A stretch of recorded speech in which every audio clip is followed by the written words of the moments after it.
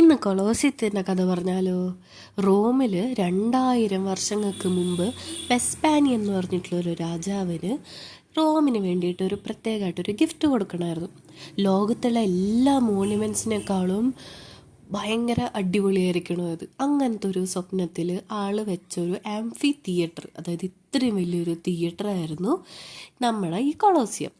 അത് 80ാമത്തെ സെഞ്ച്വറിയിൽ ആളുടെ മകൻ ടൈറ്റസ് ഇത് ഇനോഗ്രേറ്റ് ചെയ്തു. വെറും ഇനോഗ്രേഷൻ ആയിരുന്നില്ല, ഒരുപാട് ഗെയിംസൊക്കെ വെച്ച് 100 ദിവസത്തോളം ഗെയിമൊക്കെ ഉണ്ടായിരുന്നു. അങ്ങനെയാണ് അത് ഇനോഗ്രേറ്റ് ചെയ്തത്. ഇത്രയും വലിയ സ്റ്റേഡിയം ഒന്ന് ആലോചിച്ച് നോക്കെ, 50,000 തൊട്ട് 80,000 പേർക്ക് അവിടെ ഇരുന്ന് കാണാൻ പറ്റും.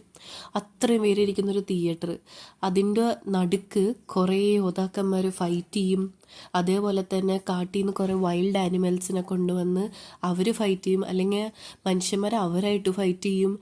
ഇവർക്ക് വേണ്ടി ഫാൻസ് ബേസൊക്കെ ഉണ്ടായിരുന്നു. അതായത് ഇവരെ സെലിബ്രിറ്റീസായിട്ടൊക്കെ കണ്ടുകൊണ്ടിരുന്നത്, ഇവർ ഫൈറ്റ് ചെയ്യുന്ന യോദ്ധാക്കന്മാർക്കൊക്കെ അവരുടെ പേരൊക്കെ ഇവിടെ കുത്തി എഴുതിയൊക്കെ വെക്കും. അവരുടെ പേരിൽ പിന്നെ പടമൊക്കെ വരച്ച് അങ്ങനെ ഒരു ഗ്രാഫിറ്റി ഒക്കെ ഉണ്ടായിരുന്നു ആ സമയത്ത് വരെ.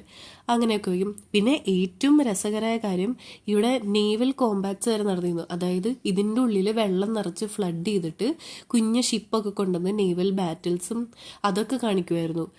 പിന്നെ ഇവിടേക്ക് അഡ്മിഷൻ റോമൻ ആൾക്കാർക്ക് ഫ്രീ ആയിരുന്നു. പക്ഷേ ഈ സീറ്റിംഗ് ഉണ്ടല്ലോ, ഈ മോളിൽ നിന്ന് താഴത്തോട്ട് ഇങ്ങനെ ഓരോ സെറ്റായിട്ട് ഇരിക്കുന്ന സീറ്റിംഗ്, അത് സോഷ്യൽ ക്ലാസ് അനുസരിച്ചിട്ടായിരുന്നു. ഏറ്റവും പണക്കാർ ഏറ്റവും സുഖമായിരുന്നു കാണുന്നിടത്ത്, കാശ് കുറഞ്ഞവർ ബാക്കിലോട്ട് പോയിക്കൊണ്ടിരിക്കും. അങ്ങനെയൊക്കെ.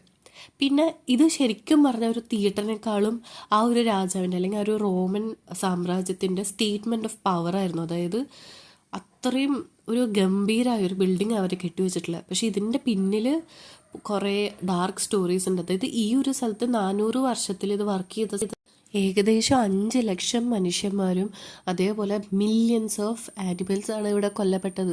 ഇവരാണെങ്കിൽ എക്സോസ്റ്റിക് വലിയ മൃഗങ്ങളെയൊക്കെ കാടിൻ്റെ ഉള്ളിൽ നിന്ന് പിടിച്ച് ഈ റോമൻ സാമ്രാജ്യത്തിലേക്ക് കൊണ്ടുവരും. വലിയ സിംഹങ്ങൾ, ആനകൾ, ക്രോക്കഡൈൽസ്, ഇവരെ കൊണ്ടൊക്കെ ഫൈറ്റ് ചെയ്യിപ്പിച്ച് അതേപോലെ മനുഷ്യന്മാർ ഇവരെ ഫൈറ്റ് ചെയ്ത് കൊല്ലുന്നൊക്കെ ആയിരിക്കും ഇവിടെ കാണിച്ചുകൊണ്ടിരിക്കുന്നത്.